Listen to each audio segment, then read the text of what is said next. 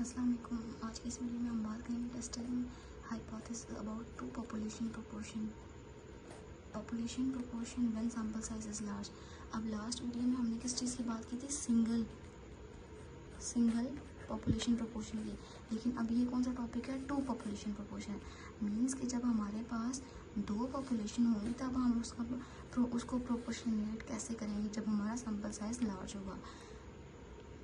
तो इसके लिए हम फार्मूला क्या यूज़ करते हैं? z equals to P head 1 minus P head 2, फिर इसकी ब्रैकेट क्लोज करेंगे, minus P1 minus P2 divided by under root लेंगे P1 head Q1 head divided by N1 plus P2 head Q2 head divided by N2। ये वाला formula हम कब use करेंगे?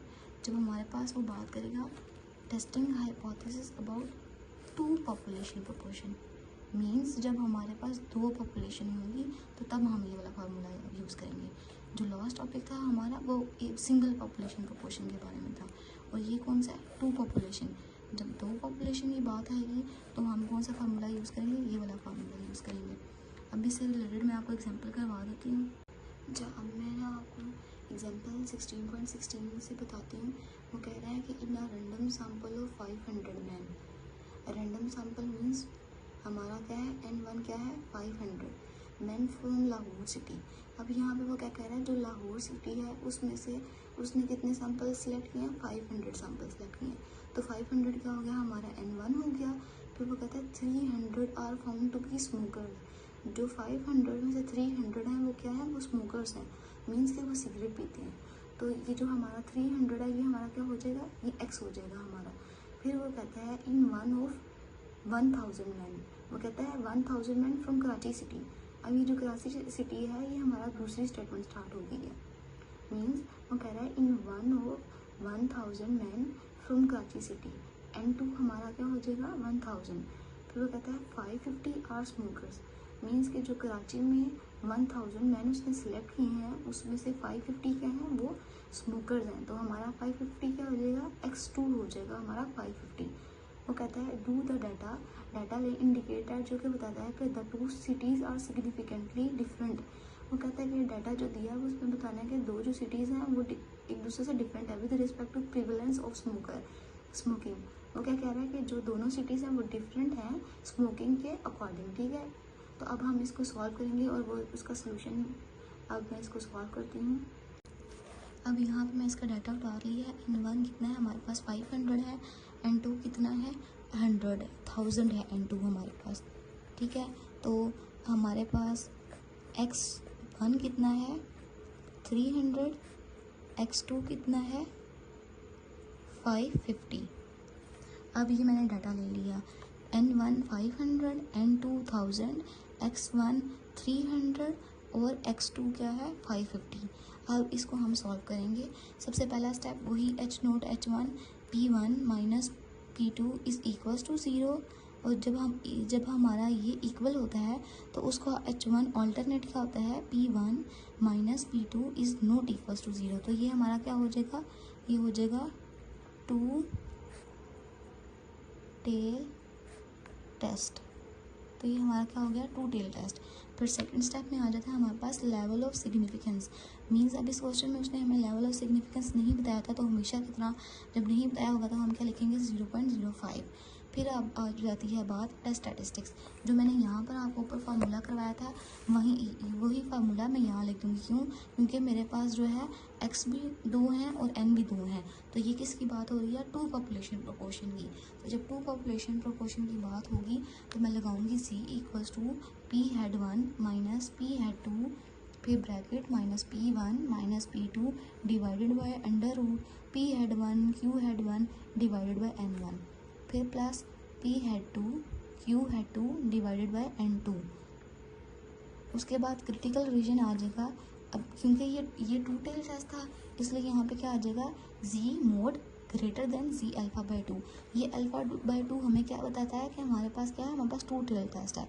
अब मैं इसकी पहले कैलकुलेशन करती हूँ, फिर बताऊँगी कि ये स्टेटमेंट कैसे आई है। अब कैलकुलेशन के लिए अब P1 का क्या फार्मूला होता है? P हेड 1 का फार्मूला होता है X divided by N। P head one किसके इक्वल होता है, x डिवाइडेड बाय n। तो हमारा x1 कितना था, हमारा x1 था 300 और n1 कितना था 500।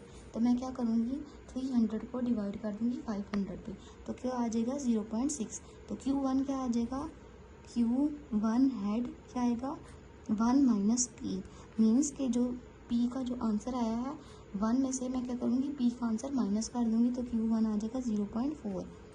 इसी तरह P हेड 2 का क्या फार्मूला होगा, P head 2 equals to x over n।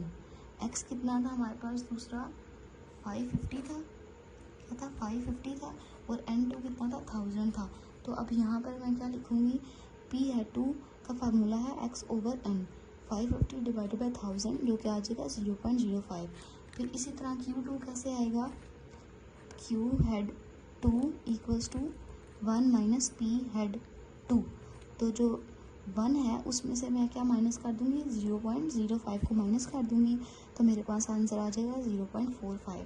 अब जब ये मेरे पास सारा प्रोसीजर कंप्लीट हो गया है तो तब इन सब वैल्यूज़ को मैं इस फार्मूला के अंदर पुट करूँगी। तो सबसे पहले क्या था हमारे पास, P हेड 1 था, तो P हेड 1 की यहाँ पे क्या वैल्यू है 0.6।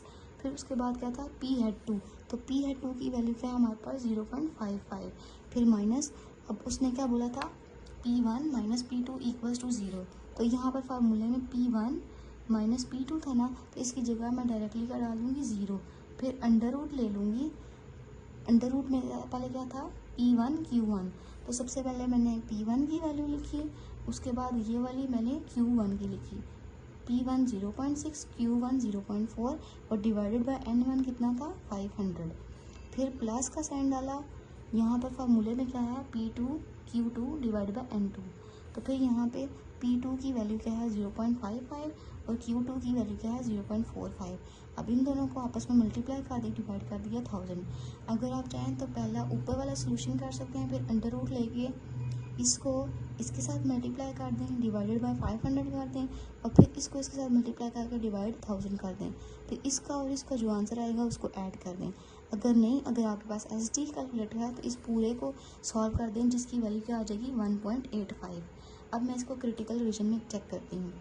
अब मैं डाल देती हूँ Z 1.85 ग्रेटर देन, अब ये 1.96 क्या आया, क्योंकि हमारे पास अल्फ़ा क्या था 0.05।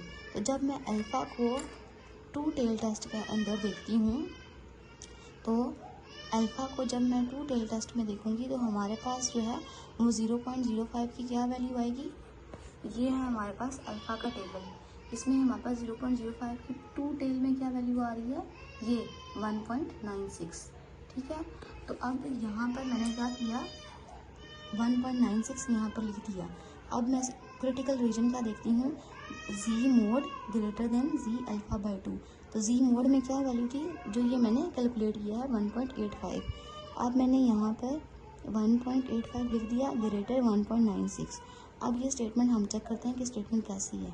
अब 1.8 क्या बड़ा है 1.96 से, नहीं ना, तो ये स्टेटमेंट्स क्या होगी, ये स्टेटमेंट फॉल्स होगी। ठीक है, जब ये स्टेटमेंट फॉल हो जाएगी तो हम क्या करेंगे, हम लिखेंगे, हम कंक्लूजन में क्या लिखेंगे, we accept H naught and reject H1। Accept H naught किस सिचुएशन में आएगा, जब ये वाली वैल्यू छोटी हो इस वाली वैल्यू से। 1.8 जो है वो छोटा है ना 1.96 से, तो इसी वजह से हम क्या करेंगे, H नोट को एक्सेप्ट कर लेंगे और रिजेक्ट क्या कर देंगे H1 को। ठीक है, तो ये इसका सारा सॉल्यूशन था।